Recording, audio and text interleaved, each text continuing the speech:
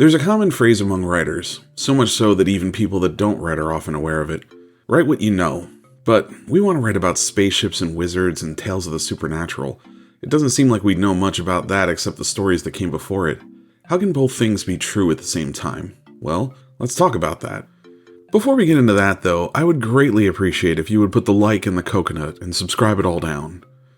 What, you didn't like that one? Well, you get up here and try to be original every week. They're not all gonna land, Karen. How about you stop heckling and subscribe? Now I'm arguing with imaginary people in the intro. Peak content. So, fair warning right off the bat. This video is probably going to get fairly personal, and if you're offended or triggered by things like personal tragedy, death, abuse, or alcoholism, this video is probably not for you. That said, the mantra of write what you know is commonly attributed to author Mark Twain, though like everything he said that wasn't written down, it may be apocryphal. It's been repeated ad nauseum for a little over 100 years, so it must be resonating with people, right? Personally, I find the phrase to be both inherently true and also easily misunderstood. There's a whole lesson in that phrase, hence this video, but so often it's mischaracterized or even outright dismissed by storytellers in the sci-fi and fantasy genre. The thing is, if Mark Twain really said it, and he's also the same guy that wrote A Connecticut Yankee in King Arthur's Court, then there's some fundamental truth to it. It isn't like science fiction was discounted or didn't exist at the time. Not only did Jules Verne exist at the same time, but Twain was very much aware of him. So, you're an aspiring storyteller and you've heard this phrase, but you want to write about swords and sorcery. Well, here's the cheat code, and this applies to all the writing you ever do. For all the world building, for all the history that you create, for every cool plot you come up with, the difference between stories people love and stories that never get any traction at all is whether or not the story and characters speak to something true about the human condition. Science fiction like Star Trek has been used as a vehicle to tell stories and ask questions at the heart of morality for decades now. Science fiction like Star Wars and The Matrix tell the same hero's journey tale that our ancient brothers were telling over campfires before there was written language. You know what you have that those franchises don't? The sum of all of your experiences and your point of view. That is uniquely you, and isn't something that can be copied or imitated. That's the one thing you bring to the table when your story begins. So, let's say you've read the classics like Twain and Verne. You've read Asimov, and Harlan Ellison, and Kurt Vonnegut. Or, let's say you've been inspired by the new age of fantasy, George R.R. Martin, R.A. Salvatore, Brandon Sanderson. They've inspired you so much with their tales that you want to take a crack at it yourself. That's awesome. Welcome to the club. There's no membership fee or anything, but I would strongly recommend that you don't try to be Sanderson or Martin. We already have one of those. What we don't have is one of you. It might sound kind of corny, but maybe it's the truth some of you needed to hear. This isn't some sort of kumbaya moment where everyone is a special individual that matters and there are points for participating. Everyone has the right to step in the ring, but not everyone will succeed. Writing is still a business at the end of the day, and there are no shortage of cutthroat businessmen in it. Some stories are not as good as others. Some authors may have all the tools and money in front of them to make it work, and the stories still don't resonate with audiences. I can promise you this, though. If there is one thing true that you can take solace in, it's that if you write what you know, you can at least say you did your best. Here's the thing about that phrase. Every character you write with any length or investment has a piece of you in them. Either it's some dimension of your personality itself, or it's a personality you've observed out there in the world. That vision is a skewed lens. Most of us can agree on a perception that a character is disingenuous or fake, but ask us to define that. Describe a fake person, their habits, behavior, demeanor. I promise you, my description and your description might share common threads, but we're going to differ wildly. Did you focus on the shape that their mouth makes when they're talking about themselves? Did you focus on body language, tone of voice? What kind of voice? Ooh, see, now we're getting into the nuts and bolts here. This is what we're actually talking about when we say those 4 magic words. I know what I think a fake person is like, but only from my perspective. I'm going to describe it and model it to you based on my personal experiences, and you know what? Even if it wasn't the first thing you would have thought of, you get what I'm trying to tell you about this character. There is also, and some of you might find this hard to believe, But there is also a small minority that won't understand what you meant at all. They look at the character and they see nothing wrong with them. They may even have sympathy for them where you wanted the opposite. It reminds them of someone they know or something like that. Their interpretation is skewed by their own experiences. Now, obviously we're not writing for that group, and they exist everywhere. You can't control for that. I have an 8-book series called The Dragon's Dream Saga. A person left a 2-star review stating that after reading the first book, they went ahead and read the synopsis of all other books and found out that the dragon in The Dragon's Dream Saga is still around in Book 8. You can't please everyone, folks. Don't even try. For everyone else, however, we write for them. I'm going to restate that last part. We write for them. Storytelling is a social construction, no different than acting or being a stand-up comedian. Your work thrives when it has an audience. Sure, you can create private stories, like making up a story to tell your toddler to help them fall asleep, but beyond that, the process of creating a story is done with a desire that is consumed by others. Books and screenplays, poems, recipes, even scribbling down notes for your Dungeons & Dragons session. Your players are the audience. The work is meant to be consumed. That covers the broad strokes of the phrase, but what does it look like in practice? Well, because my own skewed lens is all I can really draw from, I'll tell you what my experience has been as a writer.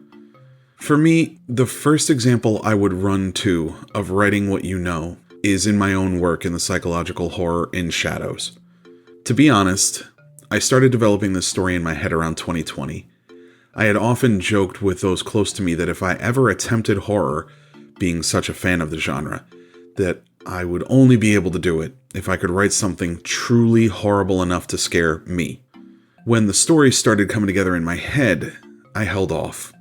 It was definitely in the camp of, someday this might be worth writing, but there was an aspect missing. Growing up, that love of horror was something I got from my father. We watched countless horror movies together. Some of my earliest memories are watching scary movies with my dad. Unfortunately, we drifted apart for many years due to a dark period of his alcoholism. After he got himself better, the rift healed. In 2022, my dad got COVID. He had already had numerous health conditions, and I assumed he wouldn't make it. He stubbornly wanted to leave the hospital and return to his home. I gave him the choice of staying in the hospital or coming back to my house for hospice care. He chose to leave with me. What I thought would only be a matter of days turned out to be a month. It was like ripping off a Band-Aid one hair at a time.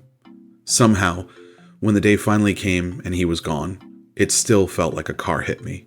There was something about death you just can't prepare for. More than that, very little can prepare you for the grief that follows. I was very lucky in that regard, as I have a wonderful family and I had an incredible therapist, and both of those helped me to move through the grief. Despite that, I couldn't bring myself to write for over a year. I was in the middle of writing the Incursion trilogy and just stopped. All of my momentum, even my desire to sit at the keyboard, was just gone. I would sit down and I'd try and I'd find myself wanting to do anything but be there, working on it. As an exercise, in 2024 I tried to write a part of this horror story I had been cooking for so long, even just a little bit, just to get back on the horse again. What I found was that the story of a man recovering from the same car accident that killed his wife was a heck of a lot easier to write when I understood the grief and loss. Of course, I'd had people close to me pass before, but never close like my father. Crafting a narrative built around this constant feeling of loss allowed me to process and put into words the different things that I was going through, and in turn, what the main character was feeling. To make it even more personal, I set the story in the town that I grew up in, at the exact same time that I grew up there. I didn't have a particularly great time growing up, and there's a reason I don't live there anymore. Dredging up all these very personal feelings and memories allowed me to describe the area as I saw it, the feelings as I felt them, and lend weight to the narrative. All told, I completed the first manuscript for In Shadows in about 6 weeks. The only book I've ever written faster than that was The Dragon's Dream, the conclusion of the Dragon's Dream saga. But after 7 books, I pretty much knew exactly how the 8th book was going to go. For as much pain as I went through, there was a kind of happy ending. I'm in a much better place mentally now. In Shadows is some of my best work to date, and I finished the Time Incursion trilogy. As a matter of fact, by the time this episode comes out, Book 3, The Unwinding Clock, came out yesterday. The link is in the description below if you'd like to check out any of my books. Heck, check them all out. A storyteller thrives on an audience. That said, the lesson I'm trying to impart here is that I couldn't write in Shadows because I didn't understand how much grief played a part in that story. Once I realized that not only was that the missing ingredient, but that I was feeling that emotion in a way I never understood before, everything came together. It was the right story for the right time in my life where I could speak about something that was very fresh in my mind. I could describe feelings and understand characters and set a scene because it was all coming from a place that was so real. Science fiction and fantasy are no exceptions. When we talk about fantastical or imaginary worlds, there's still a human experience and human emotions at the heart of it all. No one can write that like you. It doesn't have to be all grief and sorrow. If your main character just aced their galactic pilot exam, liken it to the feeling that you had when you got your license. Write about that feeling of accomplishment, the dreams of a new independence behind the wheel. You may not be traveling to the stars, but you know what that kind of freedom feels like. That's really the crux of it. Bring your unique personal experiences to the table every time you put the proverbial pen to paper. Make your characters real and authentic. If a character you're writing feels alien or hard to describe, maybe the problem isn't that you have a bad idea. Maybe you just find out that there's an experience out there that you haven't felt yet. Maybe you could do something about that. Go out and live some more, then tell us about it. Write what you know. This week was a little different, almost like a PSA for me. Sometimes I think the best lesson is to take something that you already know and have someone make you look at it from another angle. I hope I helped somebody out there. Make sure to leave a comment if there's something you'd like to see me cover in future videos. I love hearing all the suggestions. As I mentioned, all of these handsome volumes of lore are available on Amazon, both in ebook and paperback, and you can find the link in the description below. You'll also find the link to my newsletter to hear about my latest projects and see recommendations for other indie authors so you can find your next great read. Don't forget to like and subscribe, and as always, have fun and get crafting.